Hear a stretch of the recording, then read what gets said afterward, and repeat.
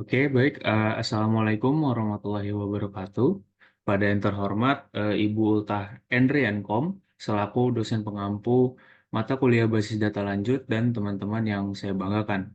Perkenalkan, nama saya Galar Raffianto, perwakilan dari kelompok 6, selaku moderator yang akan memandu jalannya pemaparan hasil diskusi kami. Bersama rekan-rekan saya di sini, kami akan memaparkan hasil pengerjaan UAS dari kelompok kami dengan tema online farmasi atau apotek online. Next. Nah, baik langsung saja kita ke perkenalan anggota kelompok. Jadi yang pertama ada saya sendiri, Gali Raffianto, lalu Dev Valianexanova, selanjutnya ada Denny, dan ada Safna Aliza Haina. Next. Selanjutnya untuk sesi pembahasan pada presentasi kami kali ini, kami akan memaparkan yang pertama studi kasus, lalu rancangan ERD, transformasi LRS, rancangan tabel, rancangan DBMS, rancangan SQL, dan yang terakhir perangkat lunak. Langsung saja kita ke pemaparan materi yang pertama yaitu studi kasus dan juga latar belakang yang akan dipaparkan oleh saya sendiri. Jadi latar belakangnya adalah database atau biasa disebut basis data merupakan kumpulan data yang saling berhubungan. Nah, data tersebut biasanya terdapat dalam tabel-tabel yang saling berhubungan satu sama lain dengan menggunakan field atau kolom pada tiap tabel yang ada, menurut Winarno dan Utomo tahun 2010. Nah, kegunaan utama sistem basis data adalah agar pemakai mampu menyusun suatu pandangan atau view abstraksi data. Hal ini bertujuan untuk menyederhanakan interaksi antara pengguna dengan sistemnya dan basis data dapat merepresentasikan pandangan yang berbeda kepada para pengguna, programmer, dan administratornya. Nah, pada makalah ini atau pada presentasi kali ini akan dibuat sebuah perancangan database yang mengenai online bookshelves yang bertujuan untuk memudahkan akses pembelian pembeli yang lebih luas dan tersusun rapih, yang di dalamnya akan dijelaskan mengenai pembuatan ER diagram, transformasi ke dalam LRS dan tabel, kemudian merancang DBMS, dan denormalisasi yang digunakan, dan terakhir, penjelasan mengenai perangkat lunak yang dipilih untuk mengolah database tersebut. Next. Untuk studi kasusnya, Apotek Sehat adalah sebuah apotek tradisional yang terletak di Karawang, Indonesia. Apotek ini sudah berdiri sejak puluhan tahun dan masih menggunakan sistem penjualan tradisional. Nah, pada tahun 2023, Pak Budi, pemilik Apotek Sehat, menyadari bahwa sistem penjualan tradisional apoteknya sudah ketinggalan zaman, dan ia mulai berpikir untuk memindahkan apoteknya ke sistem penjualan online. Pak Budi pun mulai belajar tentang cara membuat situs web dan mengelola penjualan online. Ia juga mulai melakukan perancangan basis data online apotek. Nah, dari basis data tersebut diharapkan dapat mempermudah pembeli untuk melakukan transaksi secara online dan pendapatan toko bisa stabil. Untuk rumusan masalahnya, yang pertama adalah bagaimana pembuatan sebuah EER atau ER online apotek. Lalu yang kedua, bagaimana DBMS yang dirancang dalam perancangan basis data online apotek. Lalu, bagaimana penerapan denormalisasi atau basis data terdistribusi. Yang keempat, bagaimana menentukan pemilihan perangkat lunak pembangunan aplikasi. Dan yang terakhir, bagaimana membangun sebuah sistem informasi apotek yang dapat membantu operasional apotek. Next. Kita lanjut ke perancangan basis data. Yang pertama, pembuatan ERD, LRS, dan juga tabel. Untuk perancangan ERD, ini kita membuat ada 6 entitas yang berhubungan, yaitu ada pemasok, obat, pemesanan, pegawai, pelanggan, dan juga ulasan. Yang mana terdapat juga relasi, yang pertama kita lihat ada pemasok, ada relasi memasok ke obat. Lalu, obat juga memiliki relasi terdapat yang terhubung ke pemesanan, lalu pegawai terhubung ke pemesanan melalui relasi melayani, lalu pemesanan terhubung ke entitas pelanggan melalui relasi melakukan dan juga membayar. Dan yang terakhir ada pelanggan terhubung dengan entitas ulasan dengan relasi memberikan. Nah, untuk kardinalitasnya, eh, pemasok ke obat itu many to many, lalu obat ke pemesanan many to one, pegawai ke pemesanan many to many, pemesanan ke pelanggan many to one, pelanggan dan ulasan many to many. Next. Nah, dari ERD tersebut kita sudah lakukan transformasi berdasarkan kardinalitasnya dan didapatkanlah LRS sebagai berikut, yang mana pertama ada pemasok, yang pemasok ini memberikan primary key ke relasi memasok dan juga obat memberikan primary key ke relasi memasok. Lalu selanjutnya pemesanan memberikan primary key ID pemesanan ke obat. Lalu pemesanan juga memberikan primary key ke relasi melayani, lalu juga memberikan primary key ke relasi membayar. Lalu pegawai memberikan primary key ke relasi melayani, lalu pelanggan memberikan memberikan primary key ke relasi membayar dan juga relasi memberikan, dan ulasan memberikan primary key ke relasi memberikan. Oke, pemaparan materi selanjutnya akan dipaparkan oleh rekan saya Denny. Kepada dipersilakan.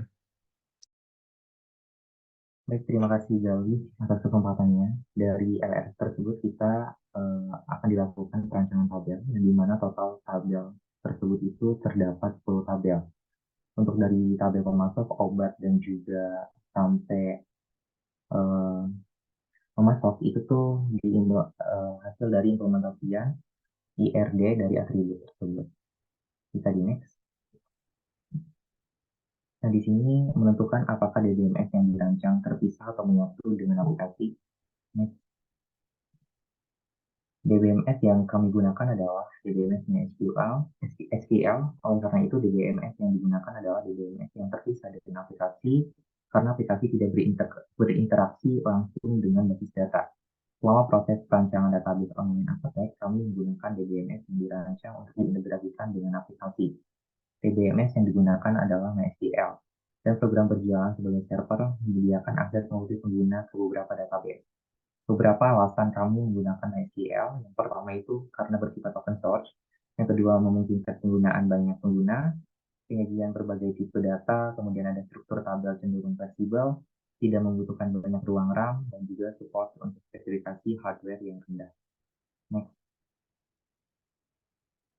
Nah, selanjutnya, pemilihan dari DBMS tersebut telah dilakukan 3 faktor peninjauan. Yang pertama itu karena faktor teknik, kemudian ada faktor politik organisasi, dan juga faktor ekonomi. Untuk yang pertama, faktor teknik, karena pertimbangan yang berkaitan dengan kemampuan sistem manajemen basis data. Sebagai contoh, keamanan data, kemampuan pemulihan data, batas ukuran maksimum yang dapat diakomodasi oleh DBMS, dan faktor-faktor lainnya. MySQL dikenal memiliki tingkat keamanan data yang solid, mampu melakukan pencadangan data, melakukan pembatalan perubahan data atau rollback dengan baik, serta memiliki kemampuan pemulihan data yang handal. Selain itu, MySQL juga memiliki kemampuan untuk membuat salinan database secara mirroring dan mengimplementasikan teknologi clustering. Kemudian dari segi faktor ekonomi, melibatkan pertimbangan biaya sehubungan dengan penggunaan sistem manajemen basis data atau DBMS, termasuk harga DBMS, pembayaran kepada pengembang, dan juga biaya pelatihan. Penggunaan MySQL dalam hal biaya pelatihan dan operasionalnya relatif terjangkau, menjadikannya pilihan populer untuk bisnis skala kecil dan menengah. Bahkan dalam lingkungan organisasi yang lebih kecil, MySQL dapat digunakan oleh perusahaan yang cukup besar atau oleh para pengembang perangkat lunak untuk membuat solusi khusus yang menangani manipulasi data. Setelah itu, database selesai dibuat, perusahaan skala kecil dapat memanfaatkan aplikasi tersebut untuk mendukung kegiatan operasional. SQL juga memungkinkan akses yang mudah dapat diakses oleh siapa saja dan kapan saja. Dengan 2 jenis lisensi, yakni free software and shareware, SQL memberikan fleksibilitas tambahan. Selain itu, sebagai sistem manajemen database yang disediakan secara gratis, MySQL menarik bagi banyak pengguna dengan dukungan komunitas yang luas dan dokumentasi yang berlimpah untuk membantu dalam pengembangan aplikasi penggunaan server basis data ini.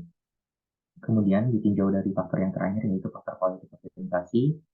Aspek ini melibatkan kebijakan perusahaan terkait dengan penggunaan sistem manajemen basis data, termasuk kemudahan integrasi DBMS dengan kebutuhan perusahaan, kompleksibilitas dengan sistem operasional yang sudah ada, dan kesesuaian dengan basis data yang telah ada. MySQL memiliki keunggulan sebagai sistem mendukung penggunaan bersama-sama atau multi-user, memungkinkan akses simultan ke basis data tanpa kekhawatiran. Hal ini mempermudah kerja tim pengembang, memungkinkan kolaborasi dalam pengelolaan database. MySQL juga menawarkan keberagaman tipe data seperti varchar, integer, float, double, text, timestamp, dan lain sebagainya. Keberagaman ini memberikan fleksibilitas dalam mengelompokkan dan mengorganisir data sesuai dengan kriteria informasi, meningkatkan akurasi dan efektivitas pengelolaan data dengan berbagai jenis tipe data, pengembangan perangkat lunak yang kompleks dan terstruktur dalam pengelolaan database, serta dapat dilakukan dengan lebih baik. Next. Nah, untuk materi selanjutnya akan dilanjutkan oleh Devalian. Kepada Dev, dipersilakan. Baik, terima kasih kepada Denny yang telah mempersilahkan saya untuk melanjutkan pemaparan materi. Selanjutnya adalah proses perancangan sistem informasi basis data menggunakan SQL. Yang pertama, pembuatan database dengan nama apotik_online dengan menggunakan sintaks create database apotik_online. Lalu setelah membuat database, selanjutnya kami membuat tabel pemasok dan juga fieldnya dengan sintaks create tabel pemasok ID_pemasok dengan tipe data integer not null. Lalu nama underscore pemasok dengan tipe data varchar. Lalu ada alamat underscore pemasok dengan tipe data varchar. Lalu nomor underscore telepon underscore pemasok dengan tipe data big integer. Pada tabel ini primary key-nya adalah ID_pemasok. Setelah membuat tabel pemasok, selanjutnya mengisi data atau mengisi record dari field pada tabel pemasok dengan sintaks insert into pemasok dalam kurung ID_pemasok, nama underscore pemasok, alamat underscore pemasok, nomor telepon underscore pemasok dengan value 1 supplier A Unsika 1 0831227281 sampai seterusnya. Lalu membuat tabel baru dengan nama memasok dengan sintaks create table memasok ID_pemasok dengan tipe data integer primary key. Lalu ada ID_pemasok integer. Lalu ada tanggal underscore pemasok dengan tipe data date. Lalu ada KD_underscore obat dengan tipe data varchar. Dan pada tabel ini terdapat foreign key yaitu ID_underscore pemasok.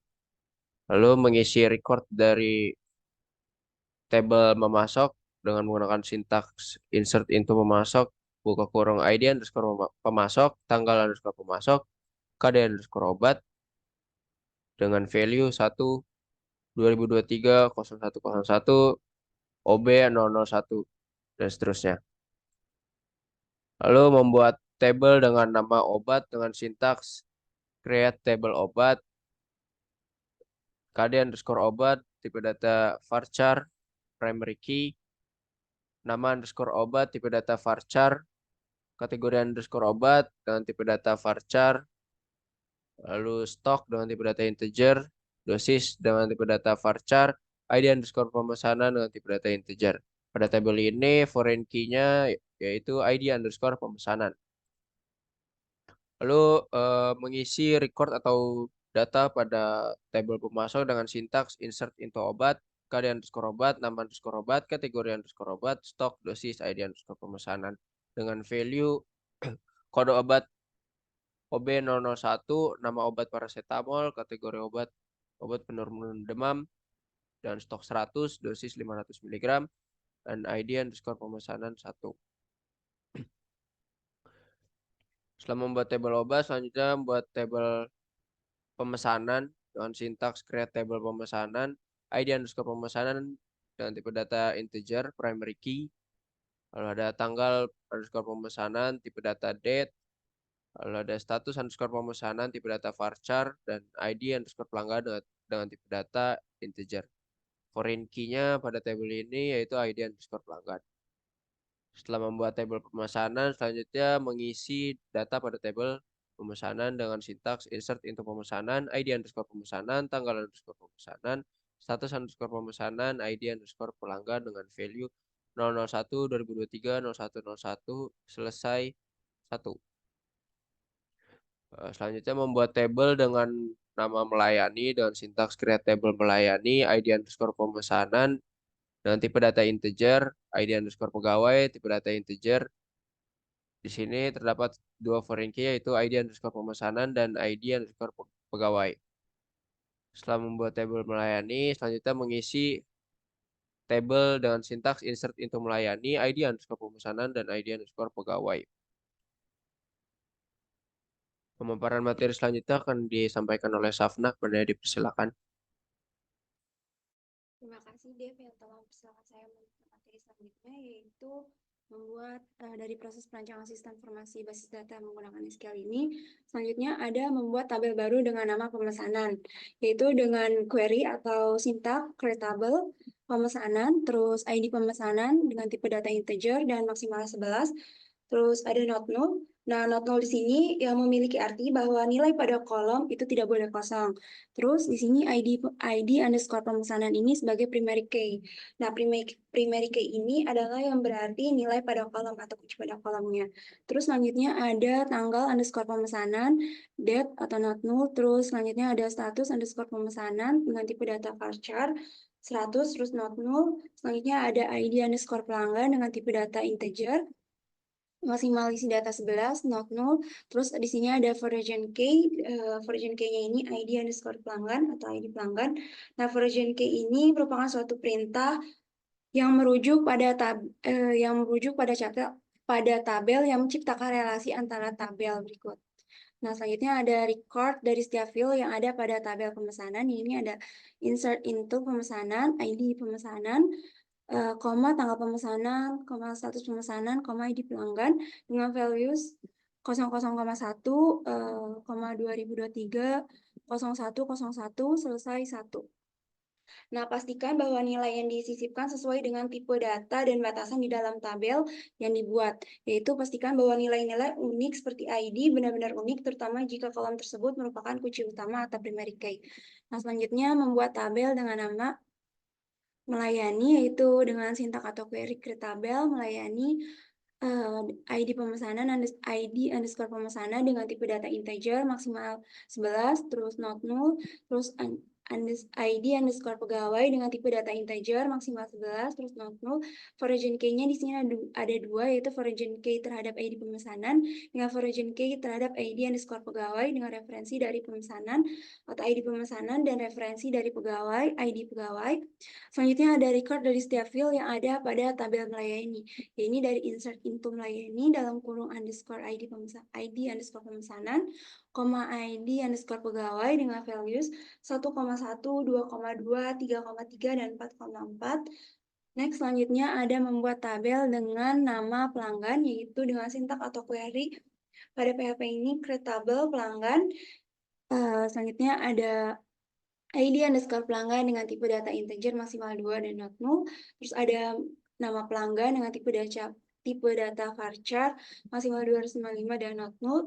Terus alamat underscore pelanggan dengan tipe data varchar 255 not null. Selanjutnya ada nomor telepon underscore pelanggan dengan tipe data integer 11. Terus ada primary key, ini ada dari ID pelanggan, yaitu sebagai primary key. Selanjutnya ada record dari setiap field yang ada pada tabel pelanggan, yang ini insert into pelanggan dalam kurung ada ini pelanggan, nama pelanggan, alamat pelanggan, nomor telepon pelanggan dengan values, misalkan ID pelanggan 1, nama pelanggan A dengan misal alamat pelanggan Jalan Wirasabah nomor 1, dan nomor telepon pelanggan yaitu 0832274435. Next, yaitu selanjutnya membuat tabel baru dengan nama pegawai, kemudian mengirim sintak atau query create tabel pegawai yang isinya ada ID underscore pegawai dengan tipe data integer dengan isinya 11 yang sebagai primary key. Selanjutnya ada nama underscore pegawai dengan tipe data varchar yang isinya 255. Selanjutnya ada query nomor telepon pegawai dengan tipe begin dan kurung 11. Nah, record dari setiap field yang ada pada tabel pegawai ini mengklik insert into pegawai yang dalam kurung isinya ada ID pegawai, nama pegawai, dan nomor telepon pegawai dengan values atau nilainya. Semisal ID pegawai 1, nama pegawai misalnya pegawai A, nomor telepon berikut ini ya seperti 081112 233. Selanjutnya next membuat tabel memberikan. Maka kita membuat create atau query create tabel memberikan dengan isi ID underscore ulasan dengan tipe data integer 11 sebagai primary key. Selanjutnya ada ID underscore pelanggan dengan tipe data integer yang isinya 11. Kemudian record dari setiap field yang ada pada tabel memberikan, yaitu insert into memberikan dalam kurung di memberikan ini ada ID underscore ulasan, ID underscore pelanggan. Values atau nilai di dalamnya yaitu misalkan ID ulasan 1, ID pelanggan 1. Next yaitu membuat tabel baru dengan nama ulasan, yaitu create tabel ulasan. Isinya ID underscore ulasan dengan tipe data integer sebagai not null, terus kemudian bintang dengan tipe data integer dalam kurung 11 yaitu jumlah datanya, terus not null. Selanjutnya ada klik komentar dengan tipe teks not null, terus ada tanggal underscore ulasan dengan tipe date not null. Nah, selanjutnya ada primary key, yaitu primary key dari ulasan yaitu adalah ID ulasan. Nah, selanjutnya ada record dari setiap field yang ada pada tabel ulasan, yaitu insert into ulasan. Dalam kurungnya ada ID ulasan, bintang, ulasan, tanggal ulasan dengan values atau nilai di dalamnya. Ada dari ID misalkan 000, terus ulasan misalkan 5, bintangnya 5, misalkan ulasannya ada obat bagus, terus tanggal ulasannya kayak 23, strip 01, strip 01. Selanjutnya membuat tabel. Next, membuat tabel baru dengan nama pembayaran, yaitu create tabel membayar dengan sintaknya kode underscore pembayaran dengan tipe data varchar yang jenis datanya sebanyak 13. Selanjutnya ada tanggal underscore pembayaran dengan tipe date. Selanjutnya ada jumlah underscore pembayaran dengan tipe data begin dengan jenis jumlah data 13. Terus selanjutnya ada ID underscore pelanggan dengan tipe data varchar yang maksimal datanya 13. Kemudian ada ID pemesanan dengan tipe data varchar yang jumlah data 13. Nah, selanjutnya ada record dari setiap field yang ada pada tabel pembayaran dengan klik insert into membayar yang dalam kurung ada kode pembayar atau KD pembayar, tanggal pembayar, ada jumlah pembayaran, ada ID pelanggan, lagi ada ID pemesanan dengan values atau nilainya dari kode pembayaran semisal P001 dengan tanggal pembayaran dari 23 strip 0115 dan jumlah pembayaran semisal sebesar 50.000, terus ID pelanggan ada 1 dan ID pemesanan 1. Next, itu membuat tabel baru dengan nama riwayat pemesanan, yaitu create tabel riwayat pemesanan dengan ID. Selanjutnya ada sintak ID underscore riwayat pemesanan dengan tipe data integer dengan jenis data 11, not null, dan ID riwayat pesanan ini sebagai primary key. Selanjutnya ada sintak ID underscore pemesanan dengan tipe data integer yang maksimal datanya 11 dan not null. Terus selanjutnya ada ID ulasan dengan tipe data integer yang maksimal datanya 11 dan not null. Selanjutnya ada sintak KD pembayaran atau kode pembayaran KD underscore pembayaran dengan tipe data varchar yang maksimal jenis datanya 13 dan not null. Nah, di sini version key-nya ada 3, yaitu version key terhadap ID pemesanan, version key terhadap ID ulasan, dan version key terhadap KD underscore pembayaran. Nah, record dari setiap field yang ada pada tabel riwayat pemesanan ini yaitu insert into riwayat pemesanan dengan dalam kurung ID underscore riwayat pemesanan, ID underscore pemesanan, ID underscore ulasan, KD underscore pembayaran dengan misalkan ID riwayat pemesanan yaitu 001, dari ID pemesanan 001 lagi, ID ulasan 000, semisal kode pembayaran dari P001. Next, selanjutnya ada kesimpulan.